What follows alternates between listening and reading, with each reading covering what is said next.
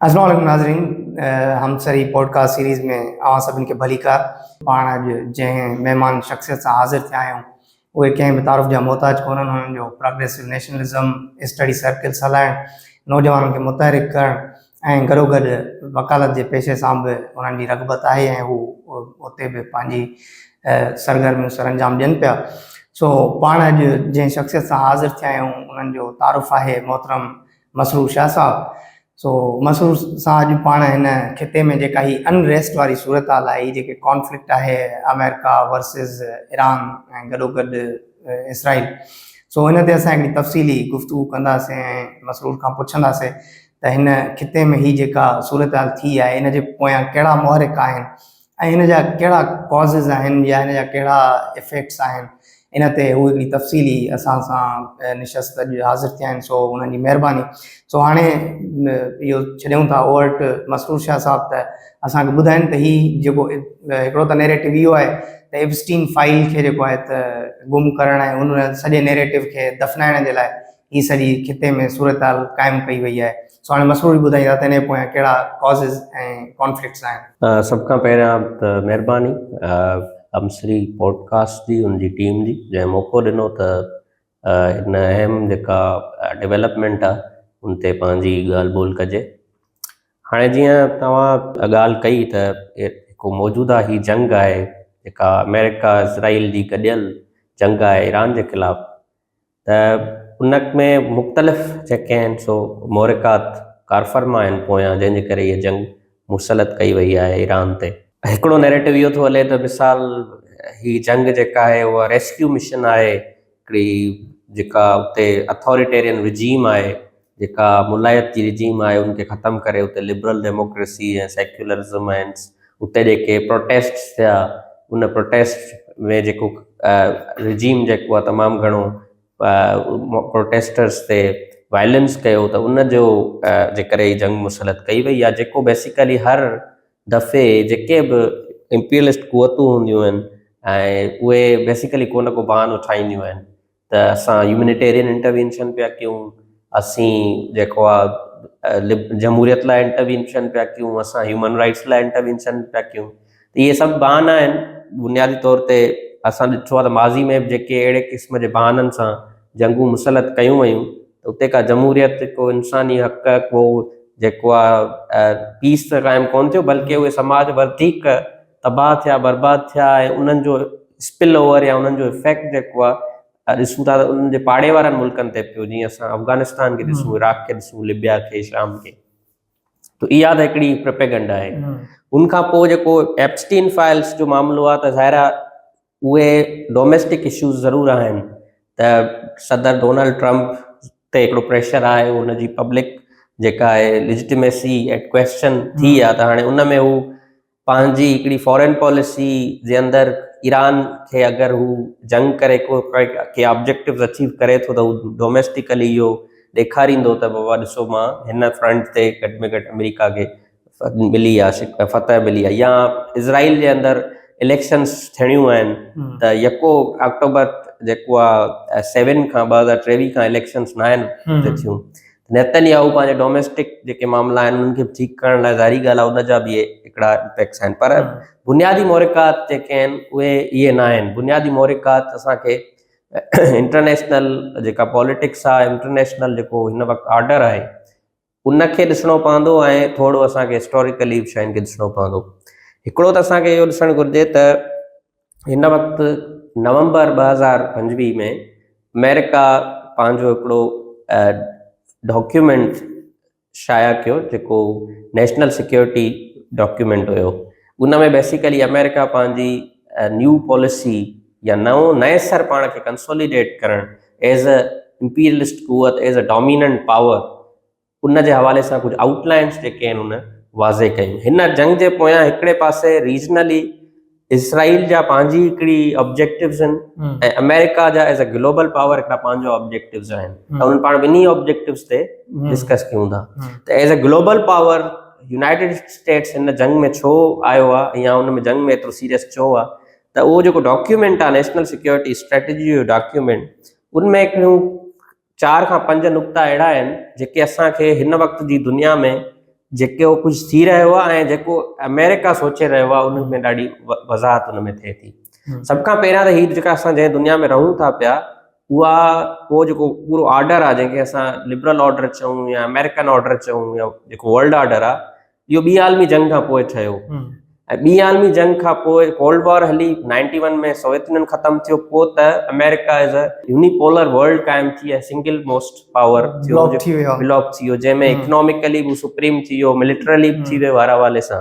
उहो जेको पूरो वर्ल्ड ऑर्डर आहे उहो हींअर क्रैक थिए पियो, उहो जेको आहे टुटे पियो, बाइपोलर जी तरफ़ वञे पियो। ऐं उनखे असां चऊं था एसिमेट्रिक बाइपोलरिटी, यानी अॼु बि डोमिनेंट पावर उहो ई आहे, पर उनजे कुख मां जेको आहे हिकिड़ा नॉन वेस्टर्न पावर ख़ासि तौर पर चाइना जेको आहे राइज़ थी रहियो आहे ऐं उहो उनखे चैलेंज करे रहियो आहे उन पूरे ऑर्डर खे। हाणे जॾहिं उहो चैलेंज करे रहियो आहे ऐं चैलेंज हू कहिड़ी बुनियाद ते करे रहियो आहे, हिकिड़ो त इकोनॉमिकली हू करे रहियो आहे, इकोनॉमिक हुनजी जेका ग्रोथ आहे उहा वधी रही आहे। उन सां गॾोगॾु हू डॉलर जे मुक़ाबले में मुख़्तलिफ़ ॿिया जेके अलाइनमेंट्स आहिनि उहे ठाहे रहियो आहे, यानी जेके इदारा अमेरिकन ऑर्डर जा इदारा आहिनि, जीअं असां IMF चऊं या वर्ल्ड बैंक चऊं या नाटो चऊं, उनजे मुक़ाबले में हू ब्रिक्स जहिड़ा अलायंसिस ठाहे पियो। हू पंहिंजो डेवलपमेंटल मॉडल थर्ड वर्ल्ड जे अंदरि या ग्लोबल साउथ जे अंदरि इंफ्रास्ट्रक्चर जे मद में करे पियो, जेको वर्ल्ड बैंक खे सम्झो त अंडरमाइन करे पियो, पाण ॾांहुं सेंटर ऑफ ग्रेविटी क़ाइमु करे पियो। उन सां गॾोगॾु AI जे अंदरि हू कम्पीट पियो करे वेस्ट सां। उन सां गॾोगॾु सप्लाई चेन्स जेके दुनिया जूं आहिनि, यानी जीअं त अमेरिका ग्लोबलाइज़ेशन खां पोइ पंहिंजी मैन्युफैक्चरिंग इंडस्ट्री जेका आहे दुनिया ॾांहुं आउटसोर्स करे छॾी। नतीजे में मैन्युफैक्चरिंग हाउस जेको आहे उहो एशिया आहे। हिन वक़्तु दौलत जेका पहिरियां 400 सालनि ताईं मगरब जी डोमिनेंस में रही, उहा वापसि एशिया तरफ़ अचे पई, मैन्युफैक्चरिंग एशिया तरफ़ अचे पई। त नतीजे में हू हुननि जा समाज जेके आहिनि उन्हनि डी इंडस्ट्रियलाइज़ेशन ॾिठी। जॾहिं डी इंडस्ट्रियलाइज़ेशन ॾिठी त अॼु सप्लाई चेन्स में हू ॾाढा डिपेंडेंट आहिनि एशिया ते। नतीजे में तव्हां ॾिसो त कोविड जे दौरान बि अमेरिका या वेस्ट वधीक सफ़र कयो, छाकाणि जो सप्लाई चेन्स हार्ड थी वियूं। त इन में हू चैलेंज करे पियो। टी शइ त जेको अॼु जी वॾे में वॾो इकोनॉमिक या जियो स्ट्रेटेजिकल एलिमेंट आहे उहो रेयर अर्थ मिनरल्स जो आहे। जेका पाण मोबाइल फ़ोन इस्तेमालु कयूं था, कंप्यूटर इस्तेमालु कयूं था, चिप्स जेके ठहनि थियूं उहे ठहनि थियूं रेयर अर्थ मिनरल्स में।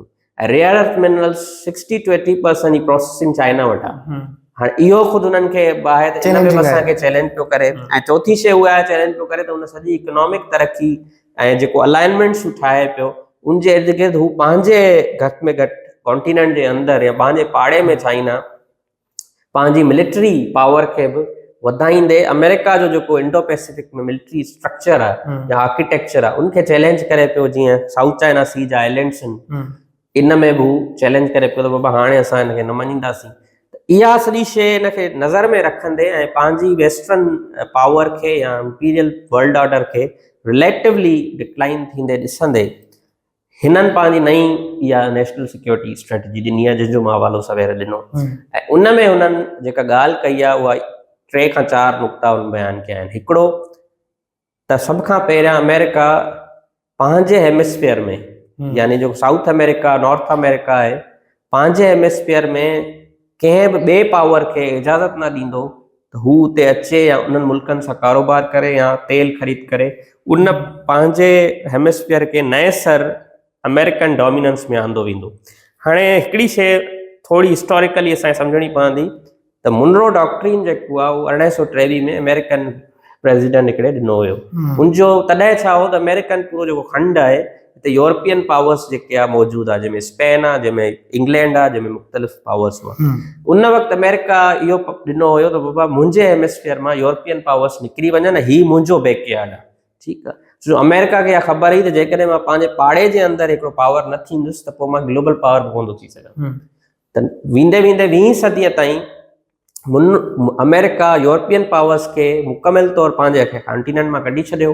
पाण जेको आहे 20वीं सदी जी शुरूआति में हिकिड़ो वॾो इंडस्ट्रियल पावर थियो ऐं पोइ जॾहिं फर्स्ट वर्ल्ड वॉर ऐं सेकेंड वर्ल्ड वॉर में यूरोपियंस पाण में विढ़िया त पोइ अमेरिका इंटरवीन करे जीअं त पाण हू सेफ हुयो, सॼी पावर अमेरिका ॾांहुं शिफ्ट थी वई ऐं यूरोपियंस पाण में विढ़ी क्रैम्बल थिया। पोइ उन्हनि यूरोपियंस खे अमेरिका पंहिंजे अम्ब्रेला जे अंदरि रखी करे डेवलप बि कयो ऐं पोइ दुनिया जो ग्लोबल पावर थियो। हाणे वरी उनखे मुनरो डॉक्ट्रिन खे रिवाइव कयो वियो आहे त for sake of self sufficiency in rare earth minerals, उन लाइ असां वापसि पंहिंजनि वेस्टर्न हेमिस्फीयर में एग्रेसिव पॉलिसी कंदासीं, जंहिंमें हीउ चए थो त ग्रीनलैंड बि हिन वेस्टर्न हेमिस्फीयर में अचे थी। ग्रीनलैंड या वापसि सीज़ कंदुसि, या घटि में घटि उहो अहिड़ी डील करे जंहिंमें हू चाइना खे या रशिया खे एक्सेस न ॾींदो। उनखां पोइ जेको तेल आहे, जेको तेल लैटिन अमेरिका मां, साउथ अमेरिका मां चाइना तरफ़ वञे थो, रशिया तरफ़ वञे थो, उनखे असां मुकमिल तौर ते सीज़ कंदासीं ऐं कंहिं ॿिए पावर खे इजाज़त न ॾींदासीं त उहो इन्फ्लुएंस असांजे रीजन में क़ाइमु करे, जंहिंमें तव्हां ॾिसो त पोइ वेनेज़ुएला में स्ट्राइक करे मादुरो खे अगवा करे हुनजो सॼो वेनेज़ुएला जो तेल जेको आहे उहो सीज़ कयो वियो, त जीअं उहो तेल हाणे चाइना ख़रीद न करे सघे। जेकॾहिं चाइना ख़रीद करे त अमेरिका खां डायरेक्ट ख़रीद करे। ठीकु आहे, क्यूबा जेको हुननि जो मुखालिफ़ मुल्क आहे, उनखे बि पाबंदियूं हणी हुनजो तेल बंदि करे उनखे बि हुननि जो आहे त असां टॉपिल कयूं। उनखां पोइ पानामा केनाल आहे, उन पानामा केनाल में चाइना जी इलाही बिज़नेस आहे उते, उनखे बि सम्झो त ख़तमु कनि पिया। त पहिरियों हुननि जो आहे त असां पंहिंजे घर खे नएसर कंसोलिडेट कयूं, वेस्टर्न हेमिस्फीयर खे अमेरिका जे अंदरि वापसि इंडस्ट्री आणियूं, छाकाणि जो त डी इंडस्ट्रियलाइज़ेशन थी वई हुई, ऐं रेयर अर्थ मिनरल्स में असां सेल्फ सफिशिएंट थियूं, ऐं वापसि असां इन बुनियाद ते पंहिंजी मिलिट्री खे जी बजट वधायूं, जेका पहिरियां $1 ट्रिलियन हुई, हाणे $1.5 ट्रिलियन थी वई आहे अमेरिका जी। त इहो हिकिड़ो पहिरियां त अमेरिका फर्स्ट वारो जेको नारो आहे, उन में हिन जो इहो हिकिड़ो प्रोजेक्ट आहे। हाणे इहो त थी वियो, उन सां गॾोगॾु जीअं त जंग में इहो हूंदो आहे त तव्हां दुश्मन जी वल्नरेबिलिटी खे पंहिंजी स्ट्रेंथ में तब्दील कंदा आहियो। त जेकॾहिं चाइना जी स्ट्रेंथ रेयर अर्थ मिनरल्स आहे त अमेरिका जो इहो आहे त मां उनमें सेल्फ सफिशिएंट थियां। पर चाइना जी वल्नरेबिलिटी छा आहे? चाइना जी वल्नरेबिलिटी इहा आहे त चाइना हिकिड़ी वॾी मईशत आहे, ऐं वॾी मईशत हूंदे हू फॉसिल फ्यूल ते सेल्फ सफिशिएंट कोन्हे, हू एनर्जी ते सेल्फ सफिशिएंट कोन्हे। जीअं यूनाइटेड स्टेट्स एनर्जी ते सेल्फ सफिशिएंट आहे, रशिया तेल गैस में सफिशिएंट आहे, चाइना जेको आहे पंहिंजो 60% to 70% इंपोर्ट करे थो ऑयल, गैस, क्रूड ऑयल। ऐं उहो जेको इंपोर्ट करे थो उहो दुनिया जूं जेके चोक पॉइंट्स आहिनि, मिसाल जी मां पानामा केनाल जो मिसाल ॾिनो, जीअं Horn of Africa, Red Sea वारो जेको चोक पॉइंट आहे, पर्शियन गल्फ आहे, ग्रीनलैंड, हा, ऐं उनखां पोइ South China Sea, Strait of Malacca आहे। इहे छा आहिनि? दुनिया जा उहे सी रूट्स आहिनि जितां दुनिया जो मेजर ग्लोबल ट्रेड ऐं ख़ासि तौर पर एनर्जी सप्लाई लाइन्स जेके आहिनि उहे, या एनर्जी ट्रांसपोर्ट थिए थी। त उन डॉक्यूमेंट में इहो लिखियलु आहे त असां दुनिया जूं जेके सी लाइन्स ऐं चोक पॉइंट्स आहिनि, उन ते अमेरिका पंहिंजी नएसर प्रेज़ेंस क़ाइमु कंदो। त जीअं चाइना जेको आहे उहो जेको पंहिंजी एनर्जी 60 to 70% एक्सपोर्ट करे थो, उहा under the dictation of America थिए। जीअं हुन वेनेज़ुएला जे अंदरि वेनेज़ुएला जो ऑयल सीज़ करे पोइ चाइना खे चयो त बाबा हाणे तूं ऑयल जी ख़रीद कंदे त पोइ मूंखां पुछी कंदे। ईअं ई ईरान सां बि हिननि जो इहो ई आहे न। बिल्कुलु, मां हुन ते अचां पियो ॻाल्हि खे, त ईअं ई जेको आहे पंहिंजो रेड सी जे अंदरि या हॉर्न ऑफ अफ्रीका जे अंदरि सोमालिया में सोमाली लैंड खे अलॻि करे उते सिविल वॉर कराए उते इज़राइल वेही रहियो आहे, त जीअं रेड सी वारो चोक पॉइंट बंदि थी वञे, मॉनिटरिंग हुजे। हा, साउथ चाइना सी जे अंदरि ऑलरेडी बिल्डअप क़ाइमु थियल आहे अमेरिका जो। हाणे बचे थो main choke point strait of Hormuz, यानी जिते ईरान आहे। इहा जेका चोक पॉइंट आहे उहा इलाही इंपॉर्टेंट, जो 20% दुनिया जो ग्लोबल ऑयल सप्लाई ऐं एनर्जी सप्लाई स्ट्रेट ऑफ हार्मुज़ में थिए पई, ऐं चाइना लाइ इलाही क्रूशल जेको आहे रूट आहे, छाकाणि चाइना जो जेको क्रूड ऑयल आहे मिडल ईस्ट मां थो अचे ऐं उहो इन रूट खां थो अचे। नतीजे में ईरान जे अंदरि पूरो वेस्टर्न रिजीम क़ाइमु करणु या ईरान खे इन लेवल ते डिस्टेबलाइज़ करणु जिते ईरान चाइना जी या रशिया जी मदद न करे सघे, ऐं स्ट्रेट ऑफ हार्मुज़ खे हिन हींअर वक़्तु जेके इब्राहिम लिंकन कैरियर जेको आहे अमेरिका आंदो ऐं जेके पंहिंजा ॿेड़ा आंदा आहिनि, इहे वापसि हाणे कोन वेंदा, इहे बहानो ईरान जो करे हिते वेहंदा, त जीअं असां इन पूरे रूट खे मुकमिल तौर ते कंट्रोल कयूं। ठीकु आहे, ऐं उन सां गॾोगॾु ईरान जी जेका इंपॉर्टेंस आहे उहा इहा बि आहे त ईरान जी जेका जियोग्राफी आहे उहा जियोग्राफी मिडल ईस्ट खां वेंदे सेंट्रल एशिया ऐं रशिया ताईं लॻे थी, ऐं उन में अफगानिस्तान ऐं बलोचिस्तान बि सम्झो उन सां गॾु आहे।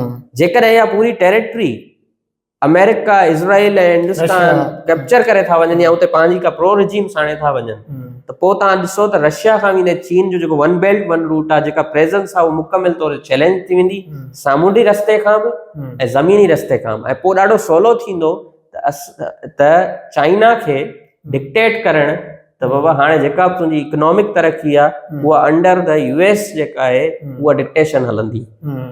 त बेसिकली यूएस जो जेको ईरान ॾांहुं या मिडल ईस्ट ॾांहुं जेको या इन जंग जा जेको पोयां जेको बुनियादी तौर ते मोहरक आहे उहो इहो आहे। इसराइल जो छा आहे, इसराइल जी हमेशह इहा पॉलिसी रही आहे मिडल ईस्ट में त जीअं त हू क़ाबिज़ रियासत आहे, जीअं त 90 लख जी आबादी रखंदड़ जेके जूज़ आहिनि जेके मुख़्तलिफ़ यूरोप जे मुल्कनि मां आया उन्हनि इज़राइल ठाहियो, उन्हनि जे इर्द गिर्द हिकु अरब आबादी रखंदड़ अरब ऐं मुसलमान मुल्क आहिनि। हाणे उन्हनि जी जेका पूरी मेंटेलिटी आहे इज़राइली रियासत जी, उहा हर वक़्तु सिक्योरिटी स्टेट आहे, छाकाणि जो उहा सिक्योरिटी स्टेट रहण खां सवाइ रही कोन थी सघे, छाकाणि जो हुन वटि हर वक़्तु चैलेंजिस आहिनि। ठीकु आहे, नतीजे में हुनजी पॉलिसी फ्रॉम डे फर्स्ट इहा रही त जेके मुंहिंजूं सराउंडिंग स्टेट्स आहिनि उहे परमानेंट खाना जंगी में परमानेंट डिस्टेबलाइजेशन में कब्ज़ो उन्हनि। हा, त जीअं उहे फ़लस्तीन जो इशू न खणी सघनि, जीअं उहे इज़राइल जी सिक्योरिटी लाइ चैलेंज न थियनि। हाणे तव्हांखे मां थोरो हिस्टोरिकली ॿुधायां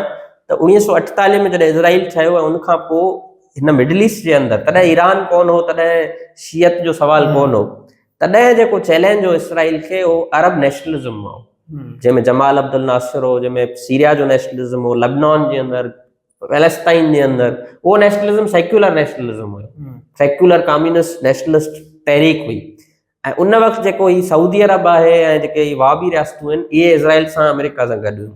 तॾहिं जेको पूरो प्रीएम्प्टिव स्ट्राइक ऐं इज़राइल जंगूं कयूं ख़ासि तौर 1967 में, उनजो मक़सदु हुयो त जेके अरब नेशनलिज़म आहे उनखे ख़तमु कयो वञे, उनखे आइसोलेट कयो वञे। पोइ हिन पहिरियां मिस्र जा इलाइक़ा कब्ज़ा कया, पोइ हिन शाम जा गोलान हाइट्स कब्ज़ा कया, पोइ इन्हनि खे मुकमिल तौरु कमज़ोर कयो पहिरियां। आख़िर में जेको आहे 1980 में हिन जेके पैलेस्टीनियन कैंप्स हुयूं लेबनान जे अंदरि, उते हमिलो करे आस्तिया ते यासिर अरफात खे हिन इनसर्किल कयो ऐं पोइ यासिर अरफात 1993 में इसराइल सां मुआहिदो करे हिकिड़ी अपीज़मेंट जो मामिलो कयो। हाणे जॾहिं अरब क़ौम परस्ती सेक्युलर क़ौम परस्ती जो डाउनफॉल थियो आहे, मथां सोवियत यूनियन बि पोइते हलियो वियो, त एंटी इंपीरियलिज़म जेको इज़राइल जे ख़िलाफ़ जेका, छो जो माण्हुनि जो सेंटीमेंट ख़तमु कोन थियो, तव्हां कंहिं ग्रुप खे ख़तमु करे सघो था, तव्हां कंहिं स्टेट खे ख़तमु करे सघो था, पर जॾहिं तव्हां क़ाबिज़ आहियो त माण्हुनि जो सेंटीमेंट क़ाइमु रहंदो। त पोइ जेका एंटी इंपीरियलिज़म सेक्युलर नाले में हुई, जेको फ़लस्तीनियन केस क़ौमी केस हुयो, उन मज़हबी सूरत इख्तियार कई। 1979 जे ईरानी इनक़लाब खां पोइ जेका शियत, जेका शइ एंटी इज़राइल जेका मूवमेंट सेक्युलर नेशनलिस्ट हुई, उहा शियत जे नाले में हलणु शुरू थी, यानी पावरफुल आइडियोलॉजी। हा, यानी उहा वैक्यूम जेको हुयो बेसिकली शियत जेको आहे उन सेक्युलर वैक्यूम खे फिल कयो। ऐं उन दौर में इहा तव्हांखे मां इंट्रेस्टिंग ॻाल्हि ॿुधायां त उन दौर में इज़राइल सपोर्टर हो इन शइ जो त भले शियत इन जो वैक्यूम फिल करे, छाकाणि उन वक़्तु जो थ्रेट सेक्युलर नेशनलिज़म ऐं लेफ्ट मूवमेंट्स हुयूं। जीअं अफगानिस्तान में हिन लेफ्ट खे क्रश करण लाइ मुजाहिदीन गॾु कया ऐं पोइ बाद में उन्हनि ई मुजाहिदीन सां विढ़णु शुरू कयो, ईअं ई हिज़्बुल्लाह खां वेंदे इहे जेके ग्रुप्स आहिनि, ख़ुदि ईरान जो इनक़लाब गॾियल तौर ते जंहिंमें मौलवी भुआ सेक्युलर लेफ्टिस्ट बॉर्डन आंदो हुयो, पर बाद में रूहुल्लाह ख़ुमैनी हुन ते कैप्चर करे वियो। ठीकु आहे, उन में बि ख़ुदि वेस्टर्न हिकिड़ी पॉलिसी मेकिंग हुई त मतां आयो ईरान असां खां वञे पर सोवियत यूनियन न हली वञे, इन खां बहितर आहे त भला शियत जी सूरत में का शइ थी वञे। हमास खे जेको आहे अल फतह खे कमज़ोर करण लाइ हमास खे जेको आहे उहो पंहिंजो मज़बूत कयो वियो उन दौर में। इन जे नतीजे में हिकिड़ो पूरो मिडल ईस्ट जे अंदरि हिकिड़ो पॉलिटिकल स्टेटस को क़ाइमु थियो। हिकिड़े पासे सुन्नी अरब जेके मुकमिल तौर ते अमेरिका जा आहिनि, अलायस आहिनि, ॿिए पासे शियत जंहिं एंटी इज़राइल जो नारो खणी दुनिया में प्रॉक्सीस ठाहिण, माना रीजन में प्रॉक्सीस ठाहिण वेहणु शुरू कयो। यानी हाणे मिडल ईस्ट जो केस या फ़लस्तीन जो केस सेक्टेरियन केस थी वियो, जेको पहिरियां क़ौमी केस हो सेक्युलर हो सेक्टेरियन केस थी वियो। अच्छा, ईरान जेको पंहिंजूं प्रॉक्सीस ठाहियूं उहे इन करे ठाहियूं छाकाणि जो सद्दाम हुसैन जी जंग खां पोइ ऐं ख़ासि तौर पर जेको मुआसिरो थियो ईरान जो, त ईरान सम्झो त बेस्ट डिफेंस मुंहिंजो इहो आहे मां फॉरवर्ड डिफेंस कयां, यानी बेस्ट डिफेंस मुंहिंजो इसराइल खां इहो आहे त मां इसराइल जे इर्द गिर्द रिंग ऑफ फायर क्रिएट कयां, बजाए जो इसराइल ऐं ईरान जे विच में 1000 किलोमीटर फ़ासिलो आहे, बजाए इसराइल मुते मेनलैंड ते सोचे इसराइल इंगेज हुजे पंहिंजे इर्द गिर्द। पोइ हिज़्बुल्लाह खणी छॾींसि मुंहं में, हमास खे सपोर्ट करणु शुरू कई त जीअं इज़राइल जे इर्द गिर्द हिकिड़ी रिंग ऑफ फायर हुजे। हाणे जेका आख़िरी ॻाल्हि हू त तव्हां मां ॿुधायो थो जेको ग्लोबल रीज़न आहे ईरान जे पोयां, इसराइल जो जेको बेसिकली ऑब्जेक्टिव आहे हिन में उहो इहो आहे त अक्टूबर 7 खां वठी आहिस्ते आहिस्ते हुन जो हू अरबनि खे त 1967 खां पोइ ई ख़तमु करे चुको या विहारे चुको आहे। जेको रियल ईरान थ्रेट आहे उन लाइ हुन आहिस्ते आहिस्ते कमु कयो आहे। हुन पहिरियों हमास खे डिस्लॉज कयो, पोइ हुन हिज़्बुल्लाह खे ख़तमु वीकेन कयो, पोइ हुन बशर अल असद खे कयो, हाणे हू ईरान जे मेनलैंड ते आयो आहे। छाकाणि जो ईरान जो पावर डिफेंस जूं प्रॉक्सीज़ हुयूं उनखे हू ख़तमु करे ईरान ते आयो आहे। ऐं उहा साॻी स्ट्रेटेजी आहे बुनियादी तौर ते इज़राइल जी, त हिते ईरान जी रुगो रियासत खे किराइण जो सवाल न आहे, हू रिजीम खे ख़तमु करणु इसराइल नथो चाहे, हुनजे सोशल फैब्रिक खे ख़तमु थो करणु चाहे। यानी ईरान खे हू नंढनि नंढनि टुकरनि में विराइण थो चाहे, छाकाणि ईरान तमामु वॾी जोग्राफिकल मुल्क आहे ऐं इहो वॾो जोग्राफिकल मुल्क हुजणु इसराइल लाइ मसलो आहे। तॾहिं ट्रम्प जी हिकिड़ी स्टेटमेंट आहे त असां जंग कई आहे रिजीम चेंज जे लाइ, पर वरी पेंटागन इहो थो चए त असां इहा जेका जंग कई आहे इहा रिजीम चेंज जे लाइ कोन्हे। हा, इहो बेसिकली छा आहिनि जो अञा हू पंहिंजे ऑब्जेक्टिव्स में अंदरूनी तौर ते हुननि जा ऑब्जेक्टिव्स इहे आहिनि त रुगो रिजीम चेंज रुगो न थिए पर ईरान टुकड़ा टुकड़ा थिए, जंहिंमें बलूचिस्तान जो इलाइक़ो, कुर्दन जो इलाइक़ो, साउथ जेको आज़रबाईजान जो हिकिड़ो इलाइक़ो ईरान जे अंदरि आहे, उहो इहो टोड़े करे ईरान खे हिकिड़ो नंढो मुल्क करे छॾियूं, ते मुख़्तलिफ़ ब्लॉक्स ठाहे छॾियूं त जीअं उहे सभु आराम सां ईरान कंट्रोल थिए, Iran no more a threat रहे। असुल पॉलिसी इहा आहे, पर हाणे हिनखे ख़बर आहे त 8 ॾींहंनि जी जंग में अहिड़ो कुझु कोन्हे थियणो, त घटि में घटि असां मुख़्तलिफ़ फेज़िस जे अंदरि साल तव्हां जून में हिननि हमलो कयो, हुनखे इलाही नुक़सानु पहुचायूं, हाणे वरी हमलो कयो अथऊं, हाणे वरी हुननि सुप्रीम लीडर मारियो, हुनजो मिसाइल प्रोग्राम खे ख़तमु कनि, माना नुक़सानु ॾींदा। ईअं आहिस्ते आहिस्ते करे हुननि जो मक़सदु ईरान जी स्टेट ऐं सोसाइटी खे मुकमिल तौर ते मफ़लूज करणु आहे, त जीअं हू सोचे न सघे त हू को इसराइल जे लाइ या अमेरिका जे लाइ या फ़लस्तीन जे हक़नि जे लाइ या मिडल ईस्ट में को इसराइल लाइ को थ्रेट रहे। ऐं इन सॼी सी रूट ते ऐं जोग्राफी ते अहिड़ा नंढियूं मलीशियाऊं ठाहे छॾिजनि, अहिड़ा ग्रुप्स ठाहे छॾिजनि जेके प्रो अमेरिकन हुजनि, उन्हनि जूं प्रॉक्सियूं हुजनि, त जीअं चाइना ऐं रशिया जो जेको वन बेल्ट वन रूट ऐं सी जेको कारोबार आहे उहो डिस्टर्ब रहे। तव्हां ॾिसो अफ़गानिस्तान में त अमेरिका रहियो न, साॻियो उहो ई कमु करणु था चाहिनि। बिल्कुलु, अफ़गानिस्तान में अमेरिका रहियो, उते चई मां जमहूरियत क़ाइमु कंदुसि, नेशनल बिल्डिंग, उहा त अलाए किॾे वई। हाणे साॻियनि ई तालिबाननि खे जंहिंसां अमेरिका विढ़ियो, उन्हनि खे फंड अनाउंस कयो आहे इज़राइल, ठीकु आहे, शाम जे अंदरि जेको जंहिं ते हेड मनी हुई, ठीकु आहे, उनखे अहमद अल शारा जेको सदर आहे, उहो दाइश जो माण्हू हो, उनखे अमेरिका हींअर विहारे छॾियो, उहो अमेरिका जो माण्हू आहे। यानी ईरान जे अंदरि बि साॻी कमु करणु था चाहिनि, त हिकिड़ियूं मिलिटरी अफ़गानिस्तान था ठाहिणु चाहिनि जेके एज़ अ सोसाइटी उनखे असां ख़तमु करे छॾियूं। सो इहे 2 रीज़न्स आहिनि जंहिंजे करे ही बेसिकली कॉन्फ्लिक्ट जी कयो वियो। सही। अच्छा, हिननि हेॾो सुप्रीम लीडर आहे, हेॾी स्ट्रॉन्ग जेको आहे त माण्हू हिननि जो, उनखे हिननि माना ईअं क़तल करे छॾियो, उनजे पोयां हिन सदर ट्रम्प जी इहा हुई त ड्यूरिंग स्पीच थो चवे असां जेको आहे त हमलो कयूं था ऐं जेको आहे त हाणे ईरानी निकिरनि ऐं जेको आहे रिजीम चेंज कयो ड्यूरिंग स्पीच।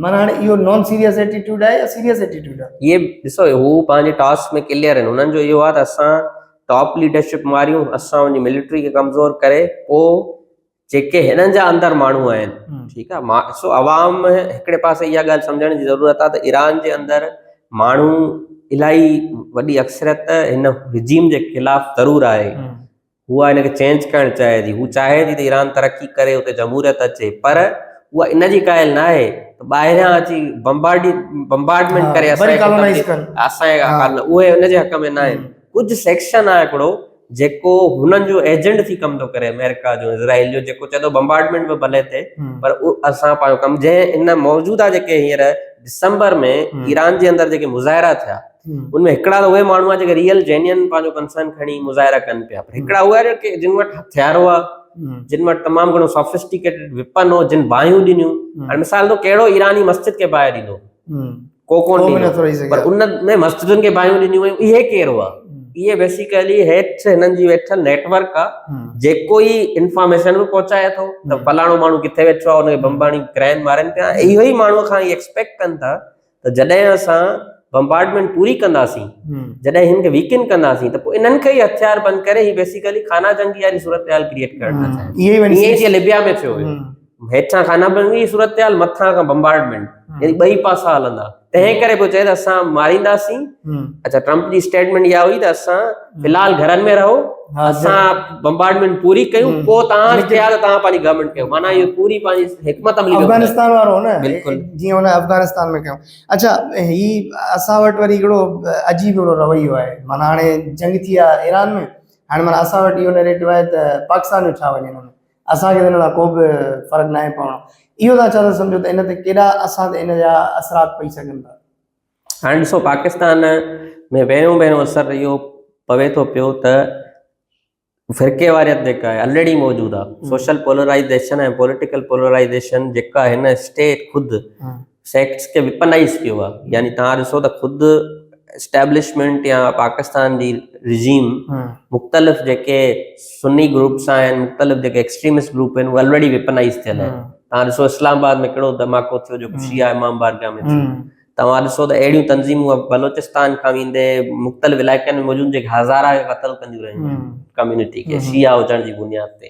पोलराइज़ेशन सोशल त ऑलरेडी आहे, ऐं वरी उनजे रिएक्शन में शियत जे अंदरि थ्रू ईरान, थ्रू सीरिया ही बि विपनाइज़ थींदा रहिया आहिनि। हाणे जेकॾहिं अहिड़ा मामला जॾहिं थियनि था जेके हुन ईरान जे अंदरि जीअं जहिड़ो कुझु, ऐं उनमें पाकिस्तान जो जेको रोल आहे उहो फैसिलिटेटर वारो आहे। ठीकु आहे, पाकिस्तान चवे त थो पाकिस्तान आहे फैसिलिटेटर, बिल्कुलु फैसिलिटेटर। उनमें चए थो मां न्यूट्रल आहियां, पर हू मुकमिल तौर ते ख़लीजी रियासतुनि सां पाकिस्तान बीठो आहे। अच्छा, ठीकु आहे। ख़ुदि जेको आहे पाकिस्तान खे जेको जून में जॾहिं 2025 में जॾहिं इसराइल ईरान जंग थी हुई, त पाकिस्तान खे जेको व्हाइट हाउस में घुरायो वियो, उनजो मक़सदु छा हो? उनजो मक़सदु ॿ हुआ। उनजो मक़सदु इहो हो त जेको बि डेवलपमेंट थींदी ईरान जे अंदरि, असां हमिलो कयूं था त तव्हां घटि में घटि असांखे इंटेलिजेंस शेयरिंग कंदव। ठीकु आहे, तव्हां जेको आहे ईरान जी का लिक में मदद न कंदव, ऐं तव्हां बोर्ड ऑफ पीस में जेको प्लान अमेरिका जो आहे फ़लस्तीन खे रिकॉलोनाइज़ करण जो, सम्झो board of peace is nothing but to displace फ़लस्तीन्स आउट ऑफ गाज़ा, ऐं उते हिकिड़े रियल एस्टेट ठाहे करे यहूदी आबादियूं क़ाइमु करणियूं। इहो आहे बोर्ड ऑफ पीस। उन में हिननि खे राज़ी कयो वियो त तव्हां उन में हिसो थींदो, ऐं हिसो आहिनि। ठीकु आहे, हिन वक़्तु यूनाइटेड नेशन में ईरान खे बि कंडेम हिननि कयो आहे, ख़लीज ते छो हमलो कयो अथई। ठीकु आहे, पाकिस्तान जेका स्टेटमेंट ॾिनी आहे, इन सॼी सूरत हाल में जेका ऑलरेडी पाकिस्तान जे अंदरि पोलराइज़ेशन आहे, फ़िरक़े वारनि आहे, उहा वधंदी। हाणे तव्हां इन मां अंदाज़ो लॻायो त यूएस कॉन्सुलेट, हा, एतिरा पुरतशदद मुज़ाहिरा ईरान जे अंदरि ख़ुदि कोन थिया जेके पाकिस्तान में थिया। यानी सुप्रीम लीडर त ईरान जो मरियो, पर माण्हू हिते पिया मरनि।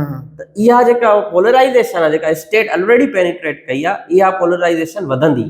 तंहिं करे ही जंग असांखे डायरेक्टली हिट कंदी, हिकिड़ो त इन माना में त सोशल पोलराइज़ेशन। ऐं इन में ॾाढो ज़रूरी आहे त असां जो जेको सिंध ख़ासि तौर ते सिंध जे अंदरि असां इन नैरेटिव खे वधायूं त बाबा ही जंग छा आहे, ही जंग का मज़हबी जंग न आहे, ही जंग हिकिड़े साम्राजी कुवतुनि जे मुआशी सियासी मफ़ादनि जी जंग आहे। इंपीरियलिस्ट वॉर आहे। असां हुनजे प्रिंसिपल खिलाफ़ आहियूं, पर उनजो हल जेको आहे उहो इन में न आहे त असां बि कोई फ़िरक़ा वारे जे असर में अची करे पंहिंजा एक्ट कयूं। असांजो हल इहो आहे त असां पाण खे जेको आहे एज़ अ क़ौमी तौरु जेको आहे डेवलप कयूं। इहो असां दुनिया जो हल आहे। पंहिंजी स्टेट ते असां प्रेशर कयूं त उहा फैसिलिटेटर वारो किरदारु अदा न करे, ऐं साॻे वक़्तु असां पंहिंजे जेका सिंध आहे उन में जेका आहे पंहिंजे क़ौमी तहरीक ऐं उन शऊर खे मज़बूत कयो। इहो ई असांजो रोल थींदो इन मामलो थींदो।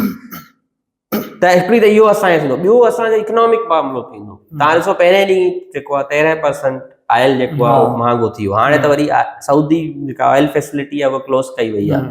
इकोनॉमिक इम्पैक्ट ॿियो पवंदो, तमामु वॾो पवंदो। टियों इम्पैक्ट असां इहो पवंदो त जेका दहशतगर्दी आहे, दहशतगर्दी वधंदी। अच्छा, टेररिज्म अॻ में असां लोड़ियूं पिया वेठा। त टेररिज्म इन करे वधंदो छाकाणि जो जेके नॉन स्टेट एक्टर्स आहिनि, ख़ासि तौर पर ॾिसो न, अमेरिका जे ख़िलाफ़ हथियार माण्हू छो था खणनि? ज़ाहिरी ॻाल्हि आहे, अॼु हीउ जेको ईरान में थियो आहे, इहे वरी ॿिया बिन लादेन पैदा कंदी। ठीकु आहे, बिल्कुलु। छाकाणि जो तव्हां जॾहिं हिकिड़े अक़ीदे जे पेशवा खे हिकिड़े रुहानी माण्हू खे मारियो था त ज़ाहिरी ॻाल्हि आहे उन अक़ीदे जा माण्हू हथियार खणंदा। ठीकु आहे, उहे हथियार जॾहिं खणंदा त उहा पॉपुलेशन असांजे अंदरि मौजूदु आहे, वधीक त हिते आहे अफ़गानिस्तान पाकिस्तान में। त इहो जेको टेररिज़म वधंदो इहो ख़ुदि असांजे सोसाइटी जे पंहिंजे फैब्रिक खे बि नुक़सान ॾींदो। वॾो डिक्लाइन आहे। ऐं हीअ जेका स्टेट आहे, हीअ स्टेट जेका आहे उहा पाण रेंटियर स्टेट आहे। हीअ त चाहींदी आहे त किथे न किथे जंग लॻे त असां हुन में रोल प्ले कयूं, पंहिंजे माण्हुनि खे सेक्रीफाइस करण लाइ ही पंहिंजी रेंटियर इकोनॉमी। मिसाल अफगानिस्तान में जंग लॻी त हिन मां बि हिननि कमायो। हिन वक़्तु बोर्ड ऑफ पीस में दुनिया जो यूरोपियन पावर्स बि कोन्हनि, रूस बि कोन्हे, चीन बि कोन्हे, ही विया आहिनि। छाकाणि जो हिननि खे ख़बर आहे त असांजी जेका इकोनॉमी आहे उहा पंहिंजी सेल्फ सफिशिएंट आहे कोन।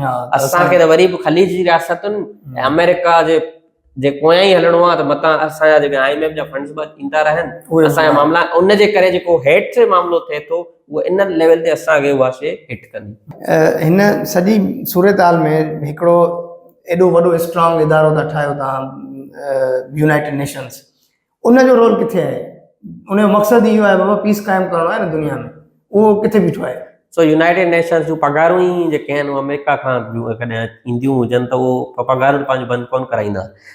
हिन वक़्तु जेका थोरो घणो यूनाइटेड नेशंस जी अहमियत हुई वर्ल्ड वॉर 2 खां पोइ, ही जेके इदारा थिया न यूनाइटेड नेशंस या गॾियल इदारा, सिक्योरिटी काउंसिल या जेके रूल ऑफ लॉ जी ॻाल्हि थी या इंटरनेशनल लॉ जेको मैकेनिज़म जुड़ियो, उहो बेसिकली यूरोपियन जंगुनि खां पोइ दुनिया जे अंदरि जेका डीकोलोनाइज़ेशन जी या लेफ्ट जी मूवमेंट्स हुयूं उन जे प्रेशर में हिननि इदारा ठाहिया त घटि में घटि हाणे सिधी जंग कोन कंदासीं, असां इनडायरेक्ट वॉर्स कंदासीं, इनडायरेक्टली रूल कंदासीं। पर हीअ इनडायरेक्ट त कोन्हे, हीअ त डायरेक्ट। मां उते अचां थो, कॉलोनियलिज्म खां न्यू कॉलोनियलिज्म वारो जेको दौर आहे उनमें इहे इदारा ठहिया। हाणे वापसि जंहिं दौर में कैपिटलिज्म या अमेरिका गोल्डन पीरियड में गुज़रे पियो, थोरी घणी इकोनॉमिकली सुप्रीम हो, त पोइ खेरा थो चलाए पियो थर्ड वर्ल्ड में NGO थ्रू, बाबा असां एॾा ह्यूमैनिटेरियन आहियूं, असां एॾा जेके आहियूं ह्यूमनिज़म खे फॉलो कंदा आहियूं। जीअं ई हुनजी इकोनॉमिक डिक्लाइन या पोइ हिते पियो पवे त हुन पंहिंजो जेको चेहरो हो लाहे फिटी कयो। ठीकु आहे, ऐं पाण ई हिन लॉ खे कोन थो मञे हींअर, ऐं पाण उहा जारियत करे पियो। यानी जेका न्यू कॉलोनियलिज्म हुई उनखां वरी रिकॉलोनाइज़ेशन वारा अमल पियो करे, यानी सिधी ऐं डायरेक्ट जंग वारा। त इहो बेसिकली रिग्रेशन आहे इंपीरियलिज्म जो। उन जे करे जॾहिं हिननि जा पंहिंजा इदारा रहा इंटरनेशनल लॉ खे पाण ई कोन मञींदो उन जी हैसियत छा हूंदी? हाणे त UN पाण चयो आहे त असांजे मुख़्तलिफ़ प्रोग्राम्स लाइ पैसा कोन्हनि, छाकाणि जो पैसा ॾींदा जेके डोनर मुल्क आहिनि उहे अक्सर वेस्टर्न मुल्क आहिनि। उन्हनि जॾहिं पैसा पुलवे करे छॾिया आहिनि त UN पंहिंजा इलाही प्रोग्राम्स जेके सोशल प्रोग्राम्स आहिनि, हेल्थ जा प्रोग्राम्स आहिनि, एजुकेशन जा प्रोग्राम्स आहिनि, उन लाइ UN वटि पाण वटि पैसो ई कोन्हे। नतीजे में UN एज़ इदारो जेको आहे, जीअं वर्ल्ड ऑर्डर जेको लिबरल वर्ल्ड ऑर्डर डिक्लाइन में वञे थो त उन जा जेके सिंबल्स आहिनि जंहिंमें UN आहे उन जा सिंबल्स जेके इदारा आहिनि उहे डिक्लाइन में वञनि पिया। उन्हनि खे हाणे केरु कोन थो मञे। वॾो हुनजो मिसाल जेका गाज़ा जे अंदरि जिनोसाइड हुई, international criminal court arrest warrant कढिया, नेतन्याहू लाइ अमेरिका वरी सैंक्शन्स उन्हनि जजनि ते आणणु शुरू कया, इंटरनेशनल कोर्ट ऑफ जस्टिस ते। तव्हां इहो फ़ैसिलो छो ॾिनो आहे? हाणे international court of justice G अहमियत बनी इहा बची आहे। त इन में त इहो ही जेको लिबरल ऑर्डर या जेको इंटरनेशनल लॉ आहे उहो आस्ते आस्ते रिग्रेशन न वञे पियो। अच्छा हलो, इहे त थिया हिकिड़ा वेस्टर्न इदारा, इन्हनि जो चलो ठीकु आहे थी वियो। असां जेका हेॾी वॾी हा माणंदा आहियूं या OIC जहिड़ो अहिड़ो इदारो ऐं हेॾी वॾी जेका आहे कॉन्फ्रेंस हर साल थिए थी, उहा बसि सिर्फ़ु हूंदी आहे गॾिजाणीअ खां मथे ॿियो कुझु बि न हूंदो आहे। ऐं उनजो कहिड़ो रोल आहे? हेॾो सुप्रीम लीडर वियो आहे, उन लाइ को उन्हनि का अहिड़ी गॾिजाणी घुराई हुजे, का अहिड़ी एमरजेंसी डिक्लेयर कई हुजे, कुझु नज़र अचे थो OIC जो रोल? OIC या माना OIC, ठीकु आहे, मूंखे तशवीश थी आहे। ठीकु आहे, बेसिकली छा आहे, अरब मुल्क जेके अरब बादशाहतूं आहिनि उहे बादशाहतूं भतो ॾींदड़ मुल्क आहिनि। हुननि वटि तेल आहे, ठीकु आहे, तेल जेको आहे उहा हुननि जी इकोनॉमी आहे ऐं हुननि जी सिक्योरिटी आहे भते ते। जीअं तव्हां पाड़े में कंहिं गुंडे खे भतो ॾियो, उहा मूंखे कुझु न कजा, बाक़ी जेको तोखे करिणो आहे कर। ईअं जेके US बेसिस आहिनि अरब मुल्कनि जे अंदरि, इहे बेसिकली हिकिड़ा आलमी गुंडे जा हिकिड़ा बेस आहिनि जंहिंखे भतो ॾियनि था, प्रोटेक्शन मनी ॾियनि था, त असांखे रुॻो कुझु न थिए, बाक़ी तोखे जेको करिणो आहे सो करे। इहा आहे लेवल अरब जेका बादशाहतुनि जी। हाणे मामिलो इहो थियो आहे हिननि ई पंहिंजा बेसिस अमेरिका मिडल ईस्ट में हिते आहिनि। जॾहिं ईरान हमलो कयो आहे त हाणे ही खते फाथा आहिनि त असां कयूं छा? छो जो अमेरिका खे न करे कोन था सघनि ऐं पंहिंजी सिक्योरिटी हिननि वटि आहे कोन, वरी बि रिलाए कनि अमेरिका ते। त मुस्लिम उम्मा जो त हींअर पहिरीं ॻाल्हि मुस्लिम उम्मा एॾी का शइ रही कोन्हे हिन दौर में, को ब्लॉक कोन्हे। को ब्लॉक कोन्हे। ही दुनिया ॾिसो न, ही वर्ल्ड ऑर्डर आहे न, उहो नेशन स्टेट्स ते क़ाइमु आहे। नेशन स्टेट्स में नेशनल मफ़ाद हूंदा आहिनि, ठीकु आहे। मिसाल तौर ते सभ खां वधीक अलाए जेको आहे हिन वक़्तु हिन जंग में अरब मुल्क अमेरिका सां गॾु बि छा आहिनि, ईरान हिकिड़ो ॿियो मुस्लमान मुल्क आहे, उहो वरी अरबनि ते वेठो फायर करे। तव्हां इन मां अंदाज़ो लॻे न उमा जो तस्वर किथे वञी बचियो, जो रियाद ते ऐं कतर ते ऐं दोहा ते ऐं दुबई ते हिकिड़ो मुस्लमान मुल्क फायर पियो थो करे त उमा जो तस्वर त हिते ई ख़तमु थी वियो न। त नेशन स्टेट्स जो तस्वर आहे ही OIC जस्ट जेके आहिनि हिकिड़ा अहिड़ा इदारा आहिनि जेके लॉलीपॉप में बेवकूफ़ करण लाइ आहिनि पॉपुलेशन खे, छाकाणि जो इंट्रस्ट वञी उहो ई बीहंदो जेको नेशनल इंट्रस्ट हूंदो। जो वर्ल्ड ऑर्डर बीठल मॉडर्न जेको आहे उहो नेशन स्टेट्स जे तस्वर ते आहे। पोइ हिनखे ख़तमु करे छॾिजे, बिल्कुलु ई कंहिं कम जा कोन्हनि, डमी कंहिं कम जा कोन्हनि। इदारा उहे बहितर आहिनि जेके तव्हांजे क़ौमी जेके ऐं ऑपरेस जेके नेशन्स आहिनि, ठीकु आहे, उन जे मफ़ादनि तहत जेके ठहियल हुजनि उहे कम जा आहिनि। मिसाल जेकॾहिं इज़राइल जिनोसाइड करे थो फ़लस्तीन जे अंदरि, त छा इहो रिलीजियस केस आहे या इहो ऑपरेसर वर्सिस ऑपरेशन जो केस आहे? मिसाल तौर ते अगरि रिलीजियस हुजे त पोइ त जेके बोर्ड ऑफ पीस में या जेके अरब हुन सां गॾु आहिनि उहे न हुजनि। रिलीजियस हुजे त पोइ साउथ अफ्रीका खे कहिड़ो मथे में सूर हो जो हुन वञी केस फाइल कयो इंटरनेशनल क्रिमिनल कोर्ट में त इज़राइल जिनोसाइड थो करे, कंहिं मुस्लमान त कोन कयो।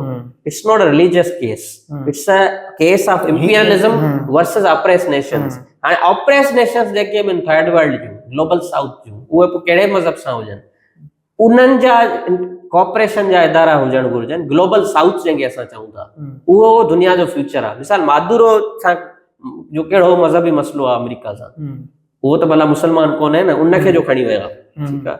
It's all about economic interest. हिकिड़े पासे हिकिड़ी डोमिनेंट क़ौमूं आहिनि, डोमिनेंट पावर्स, कैपिटलिस्ट, ऐं हिकिड़े पासे ग्लोबल साउथ आहे, थर्ड वर्ल्ड आहे। उनमें जेको आहे उहे पंहिंजे रेजिस्टेंस लाइ, पंहिंजे फसीलनि लाइ, जीअं असां जोग्राफी लाइ विड़ी रहिया आहिनि। बेसिकली इक्वेशन दुनिया जी ईअं आहे। उन इक्वेशन खे ख़राब करण लाइ ऐं माण्हुनि खे धुंधलाहट में विझण लाइ, माण्हुनि खे बेवकूफ़ ठाहिण लाइ इहे नारा हया वेंदा आहिनि। केॾी महिल बि मुस्लिम क़ौम आहे, केॾी महिल चवंदा भाई यहूदी नसारा ऐं मुस्लमाननि जो जहिड़ो आहे। इहे सभु शयूं जेके आहिनि बुनियादी तौर ते माण्हुनि जो जेको अटेंशन रियल प्रॉब्लम्स लाइ उहो डाइवर्ट करण जे लाइ। सही। अच्छा, ॿियो हिकिड़ो नैरेटिव इहो बि हले पियो त शायदि यूरेनियम आहे ईरान वटि ऐं ईरान पंहिंजे हुन न्यूक्लियर पावर जे ठाहिण में आख़िरी मरहलनि में आहे, त इहे ॻाल्हियूं हलनि पियूं त ट्रम्प सां जेके आहिनि त ॻाल्हियूं मुकमल थी वियूं ऐं उहे ॿिन्हिनि मुल्कनि जूं थियण वारियूं। पर इहो जेको हमिलो आहे इहो वरी बि कयो इज़राइल आहे, डायरेक्ट मतिलबु अमेरिका नाहे कयो। त तव्हां छा सम्झो त वाक़ई में न्यूक्लियर थियण वारो आहे ईरान? पहिरीं ॻाल्हि त यूरेनियम जो बहानो आहे, छाकाणि जो बेसिकली हुन वटि यूरेनियम आहे, एनरिचमेंट आहे, पर हू को बम हींअर कोन पियो ठाहे।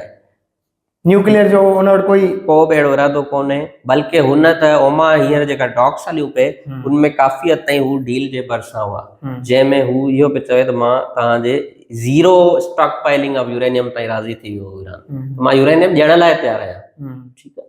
बेसिकल मसलो यूरेनियम जो न आहे, बेसिकल मसलो आहे जेका मां सवेर ॻाल्हि कई इसराइल खे, त अगरि हिन वक़्तु जंहिं महिल ईरान वीकेस्ट पॉइंट ते आहे, हुनजूं प्रॉक्सीस ख़तम थी वियूं आहिनि, हुनजो अलायंस ख़तम थी विया आहिनि, ठीकु आहे, ऐं ट्रम्प जहिड़ो इज़राइल जो इत्तेहादी वाइट हाउस में वेठो आहे, सभ खां बेस्ट मौक़ो हिन वक़्तु आहे ईरान खे एज़ अ स्टेट तौरु, एज़ अ रिजीम तौरु ख़तमु करण जो या हुनजे फैब्रिक खे ख़तमु करण जो। छाकाणि जो अगरि इहो मौक़ो वियो हलियो हिन वक़्तु त पोइ कॾहिं कोन ईंदो। इहा बेसिकली थिंकिंग आहे इज़राइल जे अंदरि त असांखे हींअर बेस्ट आहे मौक़ो, छाकाणि जो अगरि असां लेट कंदासीं त ईरान पाण खे रीग्रुप कंदो, जेको असां अक्टूबर इमेज सुठो थो वञे न। हा, इमेज हिकिड़ो सुठो बि हुन टाइम गेन थींदो न। मिसाल अक्टूबर 2023 खां वठी जीअं इसराइल मिडल ईस्ट खे शेप कयो आहे, फलस्तीन खे ख़तमु कयो, उन खां पोइ हिज़्बुल्लाह खे, सीरिया खे,